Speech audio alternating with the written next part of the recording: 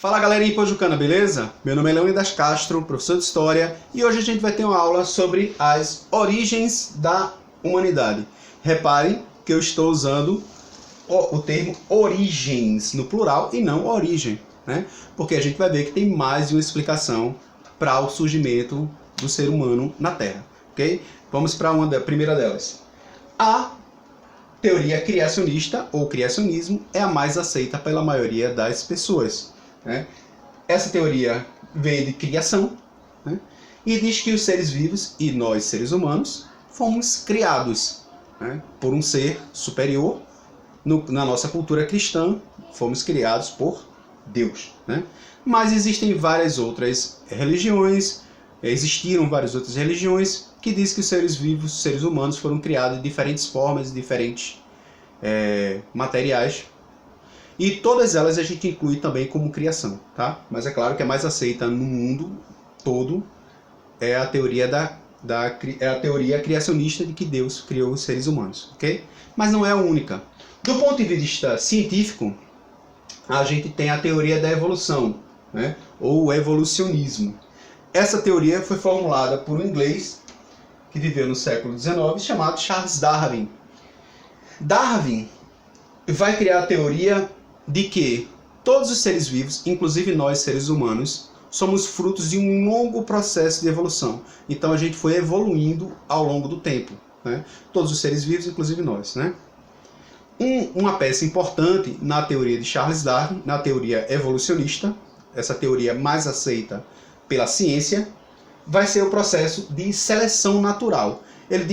Darwin dizia que os seres vivos mais bem adaptados conseguem permanecer, sobreviver e passar suas características genéticas para os seus descendentes, né? Então ele dá um exemplo da época dele lá. No século XIX, na Inglaterra, existiam muitas mariposas brancas. Repare que não dá nem para ver direito aqui na imagem. Por quê? Ele está aqui representando um tronco de árvore naquela época. Tinha um lodo esbranquiçado que ficava nas árvores. E as mariposas brancas elas se confundiam com esse lodo nas árvores. Já as mariposas pretas, escuras, elas ficavam bem visíveis e os pássaros se alimentavam delas. No século XIX acontece a industrialização na Inglaterra. Com o processo de industrialização, movido a carvão, a fuligem vai sujar os prédios, vai sujar as árvores, vai deixar tudo cheio de uma fuligem escura, preta. Logo as árvores também vão ficar escuras. O que vai acontecer com isso? As mariposas pretas, elas conseguem ficar menos visíveis, e as mariposas brancas agora ficam mais visíveis do que as pretas, né? Então, as aves que se alimentavam de mariposas conseguem visualizar melhor as brancas e se alimentam delas. O que isso tem a ver? Isso é um exemplo de seleção natural. As mariposas pretas se adaptam melhor à mudança que aconteceu naquela época. Então, o processo de seleção natural ele vai a partir desse princípio. Quando acontecem modificações genéticas ou quando há mudança no meio ambiente, os seres vivos que se adaptam melhor àquele meio ambiente, eles permanecem. Os que não se adaptam, eles vão desaparecendo, né? Então esse foi o exemplo que Darwin usou. Mas o exemplo que a gente pode usar também é o urso polar. A pelagem branca do urso polar faz com que ele se adapte melhor também a um ambiente gelado, com gelo. Então ele vai conseguir ficar se livrar mais dos predadores, vai conseguir caçar mais fácil, porque ele fica menos visível, né? Além de outras características genéticas, né? Que é uma pelagem densa, uma gordura que ele tem também, que vai fazer com que ele se proteja do frio. Então as características dele são características adaptadas ao ambiente. Então esse é um princípio da seleção natural que Darwin utiliza para explicar a evolução das espécies. Ele diz que essas mutações aconteceram e as adaptações ao meio ambiente foram acontecendo ao longo do tempo e foram dando origem aos seres vivos que a gente conhece hoje. Eles foram mudando, se adaptando e dando origem aos seres vivos que temos hoje, inclusive nós seres humanos, tá? Uma outra tese é uma tese mais recente que tenta unir a teoria da evolução com o criacionismo, né? Que todos os seres vivos foram criados. Essa tese ela parte do princípio que a vida ela é tão complexa que ela não pode ser gerada do nada, né?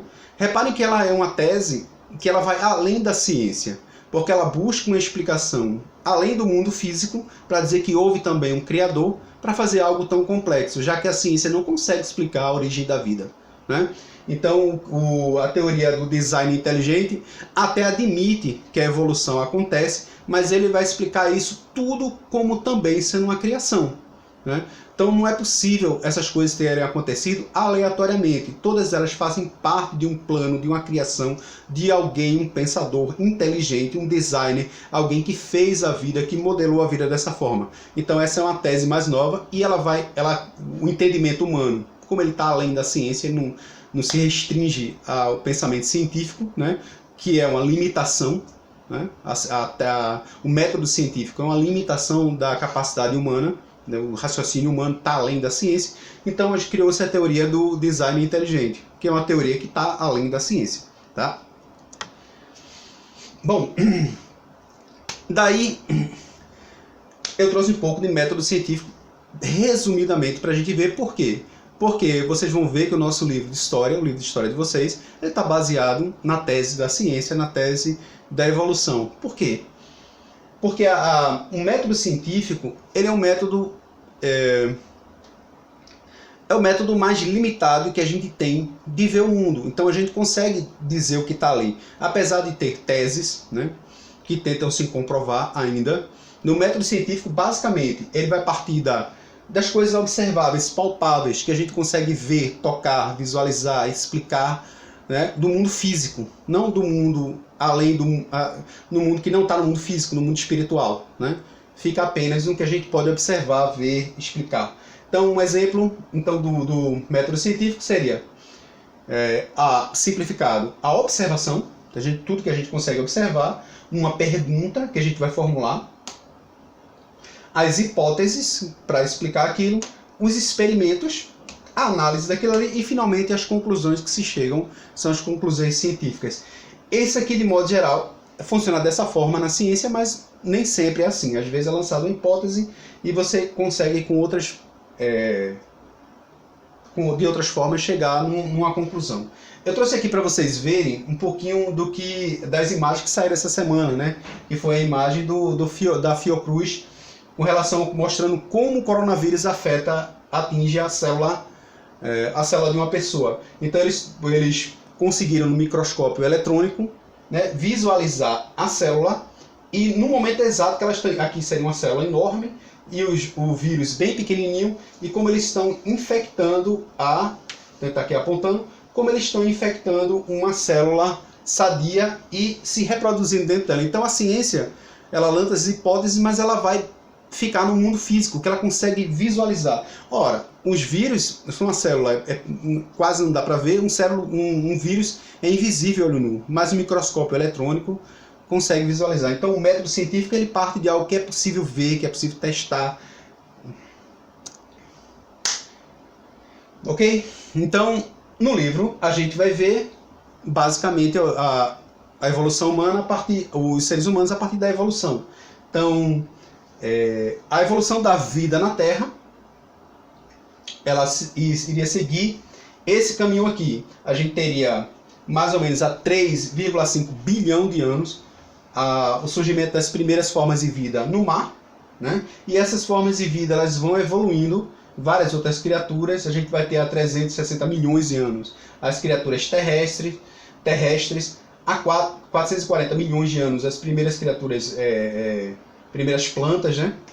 E essas criaturas vivas, elas vão evoluindo e dando origem aos seres vivos que a gente conheceu, que foram extintos há um tempo atrás, como os dinossauros, por exemplo, né? Há 65 milhões de anos foram extintos. E num tempo mais presente, do ponto de vista da vida na Terra, o surgimento dos primeiros seres humanos na Terra, que foi, no caso dos nossos ancestrais, considerado pela teoria da evolução ancestrais de seres humanos, que são os Australopithecus, a gente vai ver isso na próxima aula, teriam surgido há 5 ou 5,5 milhões de anos atrás.